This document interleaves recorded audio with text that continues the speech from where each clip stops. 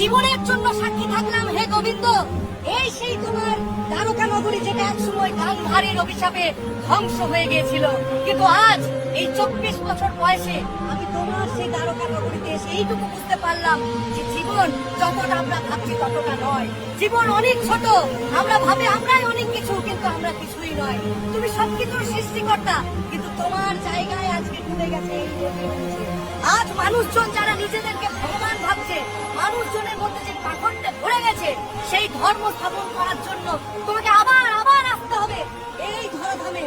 এই সেই ধরাধাম যেখানে ভগবান শ্রীকৃষ্ণের এক সময় সোনার দ্বারকা নগরী ছিল, কিন্তু আজ সেটা সমুদ্রের তলদেশে চলে গেছে।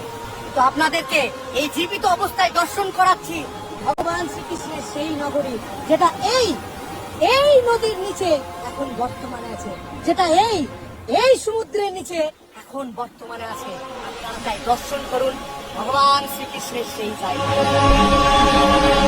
এরকম সমস্ত ভিডিও ও ধার্মিক বা হিস্ট্রিক্যাল ভিডিও দেখতে চাইলে আমার চ্যানেলটি সাবস্ক্রাইব করে রাখুন বা ফেসবুকে দেখে থাকলে ফলো করে রাখুন। দেখা হবে নেক্সট কোনো ভিডিওর সাথে।